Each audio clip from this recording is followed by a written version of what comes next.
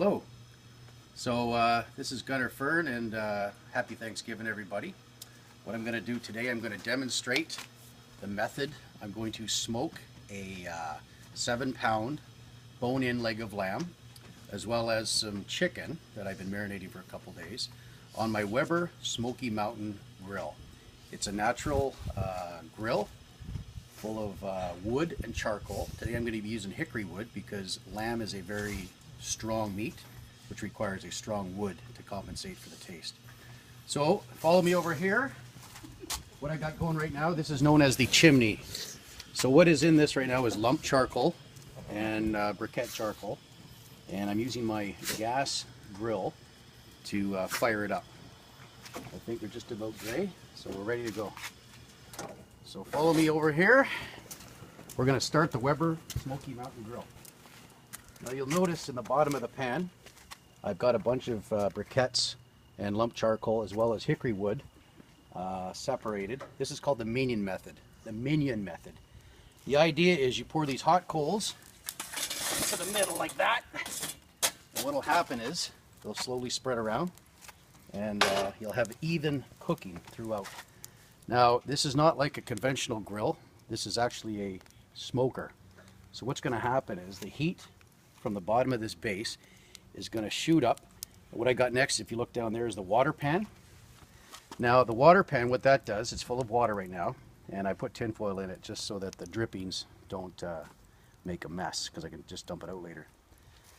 The water acts as a, how do you say that, kind of a moisture for the meat, as well as what it does is it keeps the temperature down, because you don't want to grill your meat. We're trying to slow cook it. The optimum range here we're looking at is between 225 and 250 degrees. And we're going to go probably, if you look over here, this is a 7-pound leg of lamb. It's been dry rubbed for 3 days. And I've got about 3-4 pounds of chicken in here. So total, I'm probably going to go about 5-6 hours on the smoker. Very low and slow. You don't want to rush it. Now, certain things you need when you're smoking. Obviously hygiene. I'm going to be using my optimal gloves here. This is for my no-stick recipe on the grill. Meat thermometer, very important, especially when you're dealing with chicken. Obviously, nobody likes medium rare chicken for obvious reasons, so you got to make sure you use your thermometer. And the secret ingredient here is beer. Now, you're probably asking yourself, what's he going to do with the beer? Is that like a special rub or a marinade? No, actually, it's here for me to drink. You need a lot of beer to drink because it's a long process, okay? So, back to the minion method. As you can see, the fire is going nicely. So what I'm going to do now, I'm going to build my smoker. So we start off with the barrel. Put the barrel on top, just like that. Now the next thing we're going to put in is the water pan. Now there's two schools of thought on the water pan.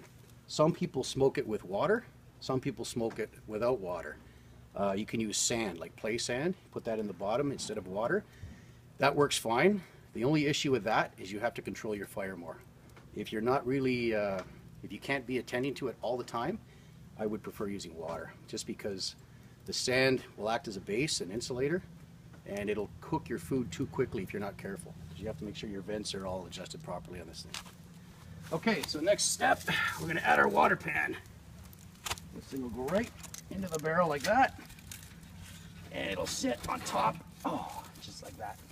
Look in, you'll see, it's sitting on top of the coals. There's about a 4-inch gap between the coals and the water pan. Next step, what I'm going to do, now the lamb is going to take a lot longer than the chicken because it's a big piece of meat. So I'm going to probably put the chicken in a little later. So we're going to start with our small grill in the bottom, like that, and we go up to our top grill. Right up there, that's where the lamb's going to go. Now what I've done is I wipe these grills down, but you don't wash them. The idea is you want to have that consistent smoke flavor in the meat. Now using hickory wood, the trick is don't use too much wood. It is a strong wood, maybe 3-4 chunks of wood, that's it. Anything more than that, you're going to get a very powerful smoky taste, which is fine depending on the meat you're using. I'm using hickory again because lamb is quite a strong tasting meat, and not everybody likes lamb. So in order for me to sell lamb to people and tell them that it's actually good, I have to make sure I overcompensate with the smoke and the charcoal. So let's get this lamb going.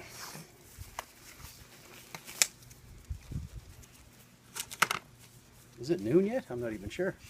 Almost time for a beer. It's a nice Sunday, Easter, it's Thanksgiving Sunday. Football, baseball, lots of sports on. The weather's beautiful. Probably go back later and shoot some squirrels. Just kidding. Actually, I'm not kidding, but we won't say that. Okay, I'm going to open up this leg of lamb that's been brewing in my fridge for about 3 days.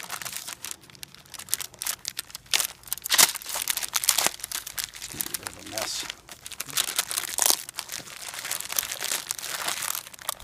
Oh, the smell. Wow.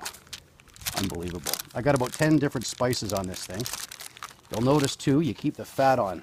The reason you keep the fat on the leg of lamb is so it acts as a natural baste. Now if you look at this thing, that's quite a big piece of meat. It's an Australian fresh leg of lamb. It's about 6-7 pounds. There's 10 different spices on here. I got curry, cumin, coriander, thyme, basil, kosher salt, black pepper, chili powder, cayenne pepper. I think I said curry. Also, there's a little bit of turmeric that gives it that nice yellow color. And one other, oh, there's sage on it as well. Okay, so now we're going to spray down our grill. This just so it doesn't stick. Just a little bit, doesn't need much. All right, so here we go. Now the trick to any big piece of meat like this, you want to do it with fat side up, so it acts as a natural baste. There we go. Now, that doesn't look like much, but I'll tell you right now, in about 5 or 6 hours, you're not going to believe what this looks like. Okay, so my meat is on. The gloves are off. The gloves are off. All right, so we go now. We're going to put the lid on. Now, you'll notice this lid has a vent. Always keep the top vent wide open. That just lets the smoke get out of there. So now it's on. You'll notice here we have a thermometer. Optimal smoking temperature is in the gray zone between 200 and 275. I'm going to probably regulate this for around 250 degrees. Now, the bottom vents, what I'm going to do at this time, I'm going to make sure that they're open. That one's open, that one's open, and the other one's open, which it is. Ideally, once I reach optimal temperature, I'm going to cut back on the oxygen grates, close the vents a bit, probably around quarter turn, and we'll see what happens. Check back later.